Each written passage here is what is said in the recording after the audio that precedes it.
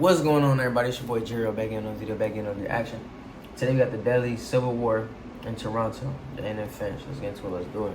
Now, a lot of people that was Kanye the for a world second. have probably all heard of or listened to artists like Drake, Tory Lanez, or The Weeknd. But a lot of people probably don't know much about the big city they grew up in. Today, we'll be looking at the streets of Toronto and how it was a miracle that the artist I just named managed to make it out. Let's get into the video. Before I get into this one, guys, today we are running another giveaway. This time for an iPhone 14 Pro. And I'm giving this away to a random subscriber on my channel, which comments the letters KN on J Busy's latest release called Noid. Make sure you keep posted on my Instagram in the description. Hey, that's what's up, though. See if it works. Let's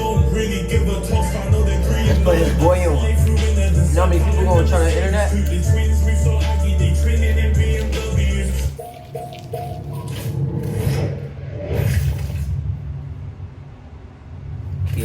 So like I said before, we are going inside Canada. As a whole, Canada has always struggled with being overlooked in the music scene, especially in hip-hop. Before the late 2000s, the only type of Canadian-born music that really managed to hit mainstream was coming from the rock genre, with Canadian artists like Avril Lavigne and groups like Nickelback dominating the charts in the early 2000s. It would take all the way up to the early 2010s when Canada's first global hip-hop success would be found. But before we get into all this about the come-ups of Toronto. Stop playing. That's the biggest and the baddest to ever come out of Toronto, G.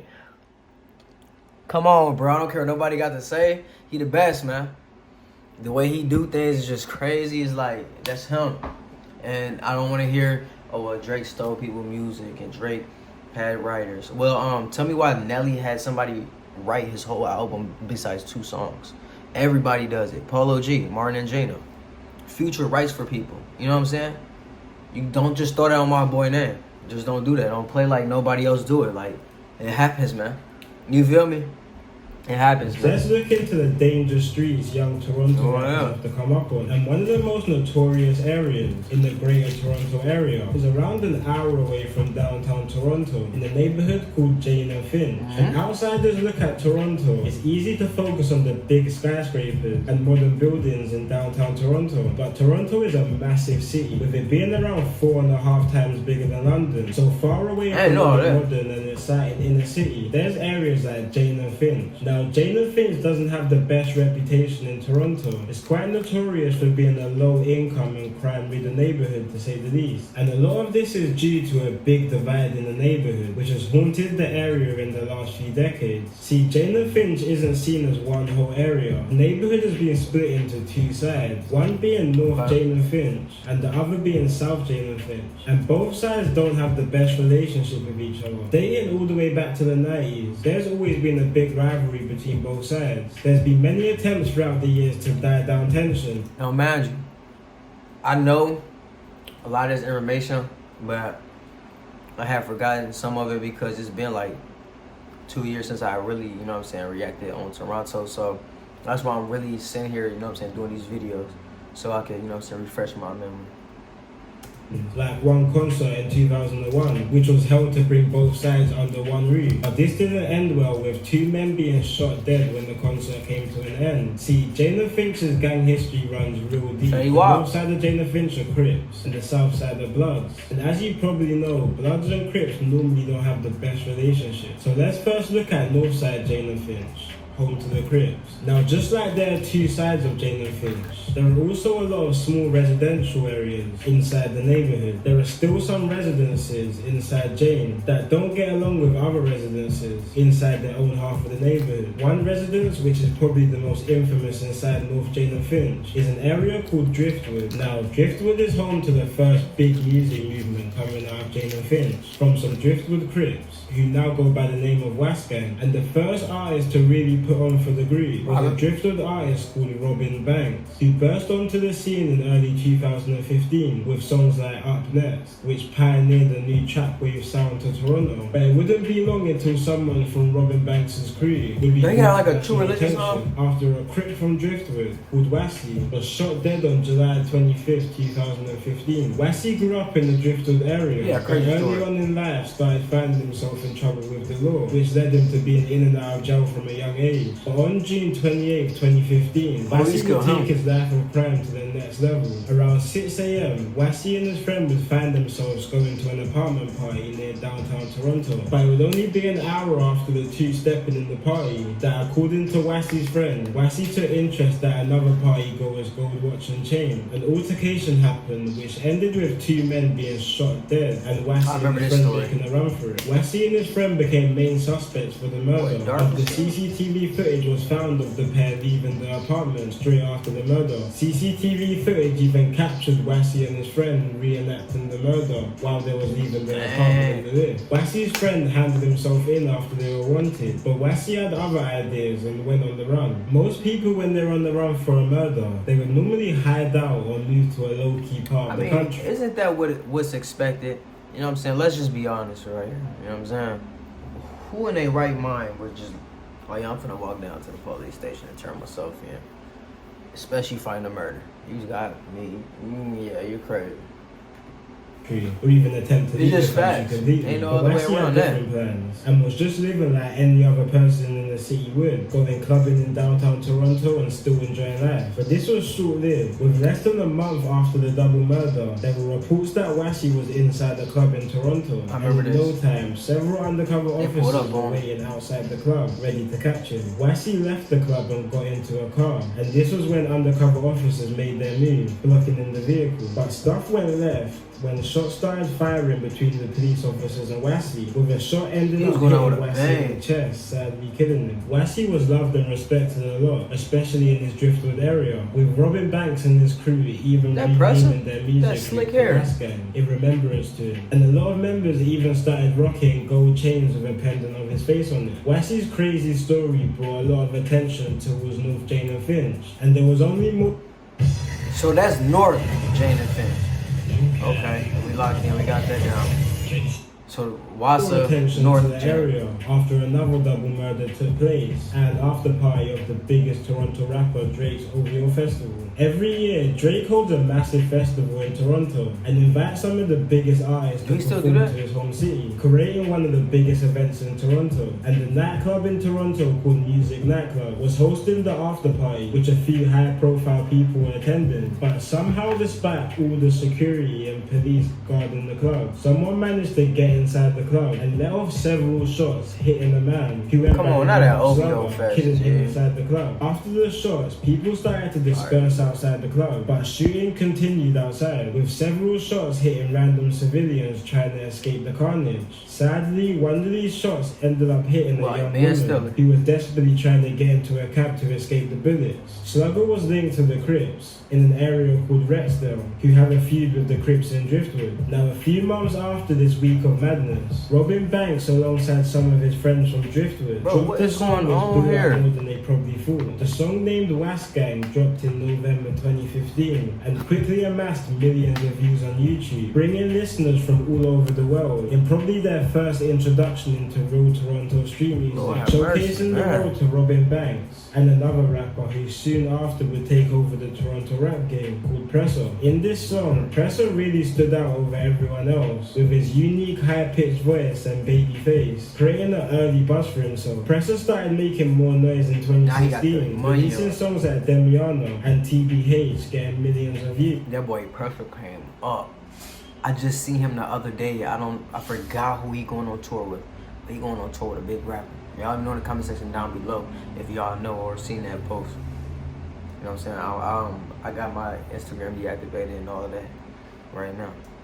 But before Presser even picked up a mic, he was already well known in Jane and Finch. Less than 2 months of being born, Presser's dad hit national news after he got into an altercation with a security guard after he was angry waiting in the line for too long outside the party. After a while of waiting, he calmly went to his car to grab a gun and shot the security guard in the chest, killing him. Presser's dad ended up getting 50 years to life for this murder before Presser even properly started in life, leaving Presser's mum to attempt to take care of him and his older brother alone. But with Presser growing up in the streets of Driftwood without having a proper father figure of him, led him and his older brother to get involved in crime from an early age. In 2011, this caught up to Presser and his older brother, with both of them getting caught up in a gang takedown, dubbed Project Marvel, which took down 60 alleged violent gang members around the Driftwood area. Presser's brother was actually labelled the leader of the gang in the area, and Presser himself was treated as the second in command, despite him only being around 15 at the time. Presser's brother would end up getting sentenced to 10 years for gun, drug and gang charges, and Presser ended up spending a little bit of time inside himself. But in 2016, Presser started making a new avenue for himself, with him quickly being quite a big music figure in the Toronto scene. But it wouldn't be long before Presser would be wrapped up into another case that could have easily ended his career. So a few months after Presser dropped probably his biggest solo track at the time, called Demiano, West Gang were throwing an apartment party in downtown Toronto when an opposing gang crashed the party. This led to a shootout between the two groups in the corridor of the apartment, leading all the way to the elevators of the apartment.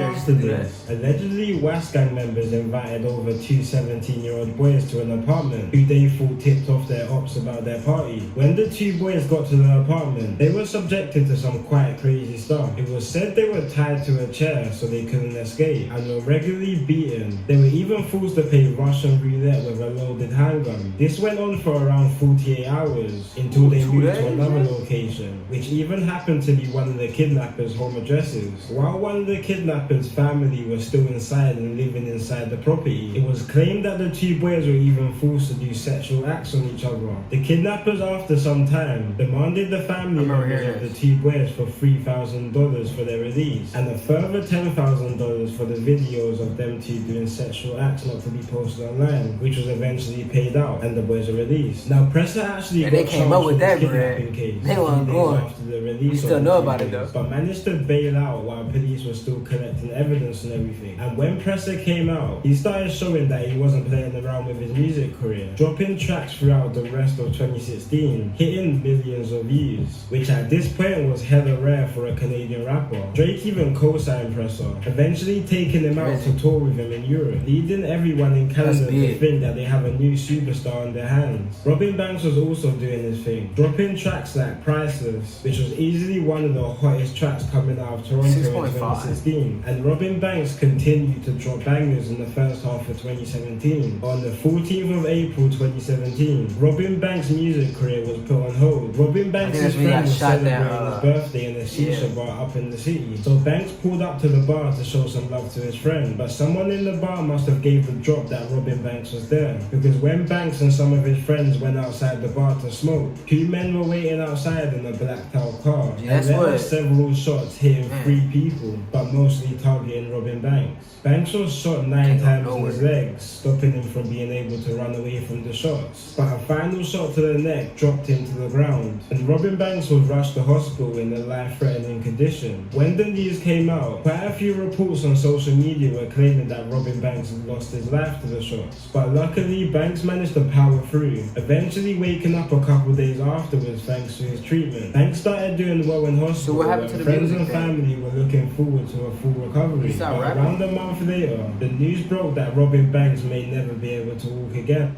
Me? I ain't gonna lie to you, I wouldn't put it out to the media. Nigga, I'm gone, G, I'm dead. Now you can just move, you know what I'm saying, what's the word? Move, accordingly.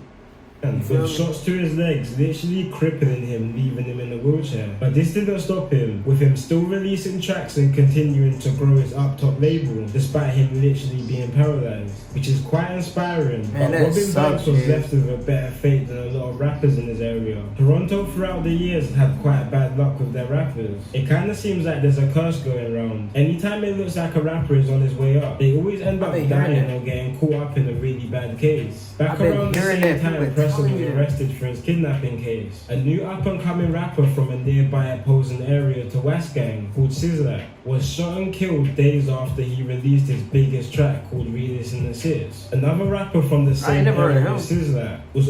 Let's take him down. I'm gonna take that down real quick. I'm gonna react to his song. Stiz like. Let's see. Stiz like. Ooh, ESTG just dropped. Dang, I just skipped the whole thing. I just skipped the whole video, y'all. Hold on. Gotta find that part of that.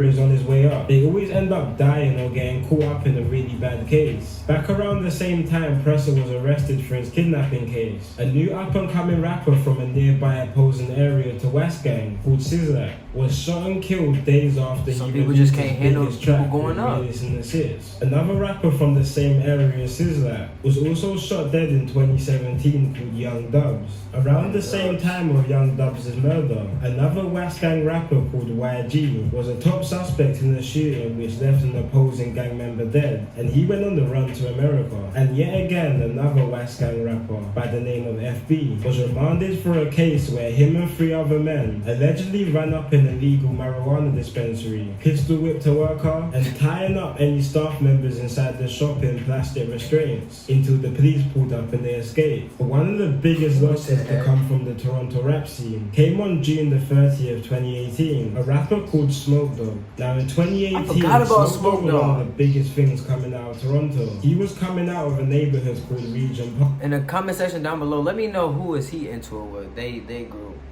Cause I low-key forgot about Located in him. downtown Toronto. But despite Regent Park being just minutes away from the rich and thriving centre of the city, and even Regent Park itself being redeveloped into quite an impressive area, it still contains quite a few low-income residents That's crazy. who are left The to hood try is and right keep up across with from the pretty downtown. much unaffordable cost of living in downtown Toronto. Now in June 2018, Smoke Dogg alongside his manager went to a nightclub called Cube, and everything seemed alright. But when Smoke Dogg was outside the club, he got into an argument with a West Gang rapper called 21 Knee, which ended with Smoke Dogg alongside his manager being shot dead. It's rumoured that 21 Knee mocked Smoke Dogg just before this incident due to Smoke Dogg's chain being robbed recently before, and then after this all hell just broke loose. 21 Knee went on the run all the way to the other side of Canada, but was eventually caught and found guilty of second-degree murder. Now this whole situation was kind of So he weird really got because charged West with it. I didn't Gang's know he got- area, Driftwood, and His Smoke song. Dogg's I mean, his area, case got Regent song. Park, didn't really seem to have much issues with each other prior to this murder. Like both areas are easily around 30 to 45 minutes away from each other, and the Driftwood rapper Presser and Smoke Dogg seem to have a good relationship with each other, with them both being part of Drake's European tour and being seen in several pictures But of ain't each other. 21 But the is murder on pressing Smoke on Dogg people. caused tension between both Regent Park and Driftwood, and the response to this was worse than anyone expected. By 2020, long after his kidnapping charges were dropped, Presser took his music career to the next level and had moved out to Los Angeles ready to take on the That's what's US up, music though. scene. And it was seeming like another rapper coming straight out of Driftwood was looking to join him soon called Houdini. Houdini was creating let's a hear it, crazy man. buzz in Toronto with tracks like Late Night, which is on now 11 million views. You could really That's tell a lot of Houdini views, was yeah. taking his music career serious as well when he moved to the other side of Canada in a city called Vancouver so he could be closer I to wonder how, LA like, how do it and feel, like, and y'all anytime being in, he was like, you Canada, know what I'm saying, the he would inside? stay Let well me know. away from Toronto, but deep into COVID watch these times guys, in you know what I'm saying, do their 2020, thing. after several months away from his family, he decided it was time to go visit them in Toronto during the Easter period. During his time back in the city, he was staying at his friend's Airbnb in downtown Toronto, but on May 26th, tragedy struck. Word got around that Houdini was back in the city, and when Houdini and a couple friends were out and about in the centre of the city, a rented blue Volkswagen managed to lock onto the vehicle Houdini had been travelling in, and waited around 40 minutes for Houdini and his friends to go back into his car. When Houdini walked past the blue Volkswagen, the Volkswagen U-turned and started letting off shots into Houdini and his friends. Houdini started running for his life immediately, while one of his friends was shooting back at the attackers. But it was clear that Houdini was the car's target, with the car That's a catching real up to friend, Houdini and the shooter jumping out to get some more shots off onto him. The scene just looked like a complete mess. Shots were flying everywhere in broad daylight, with civilians in full view. One woman was even hit by a stray bullet. All of this being in the entertainment district of Toronto. In London terms, this is just like a broad daylight shootout happening in Mayfair. It's just something that should not be happening. Houdini managed to get to a nearby alleyway, but by this time he was already shot, which he sadly didn't survive from. This was a big blow. A good roof. Bro, is that's easy to forget. crazy. So why It's sad to hear though, cause like, with Peak 301? bro was coming home to the visit his Toronto family, scene. his And a people. lot of big G. rappers paid homage to Houdini, who died way too soon. Houdini had a memorial take place the next month to celebrate his life, which obviously Houdini's friends and family attended, alongside quite a few West Gang members. But the word came out about the funeral, and a couple uninvited guests pulled up. A massive shootout happened where more than 60 shots were Damn, that's a fired, but couple luckily times, no one man. suffered any serious injuries from the They shot. get, Two West Gang members who they called do like Burner that? Bands and Who's GD getting were hurt? arrested for the shooting despite them only defending themselves. Leading Region Park and Driftwood to fully start feuding with each other, all stemming from 21 Neat's murder of Smoke Dog. 21 Neat also has a blood brother part of West Gang who goes by the name of 22 Neat. But just like 21 Neat, 22's story doesn't end quite well. 22 Neat's sad story started after allegedly another West Gang rapper called YS, alongside another member he the called one that- Flipper, were allegedly paid to execute a member of a Canadian mafia. A month after this murder,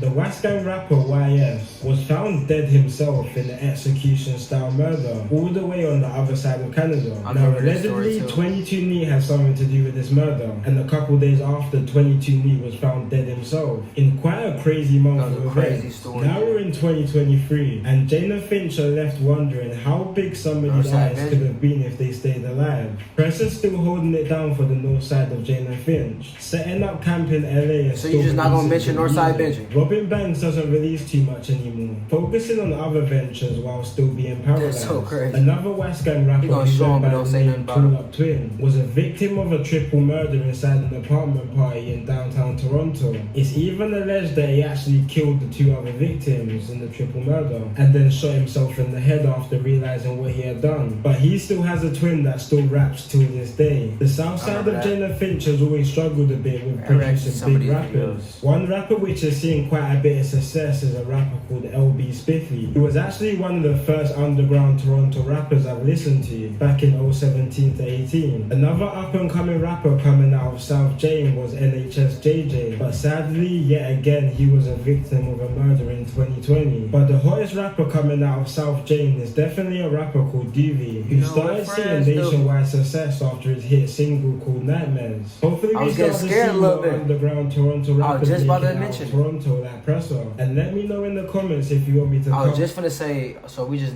gonna act like Doobie don't exist. But anyways, it's crazy that bro got killed coming home to see his family.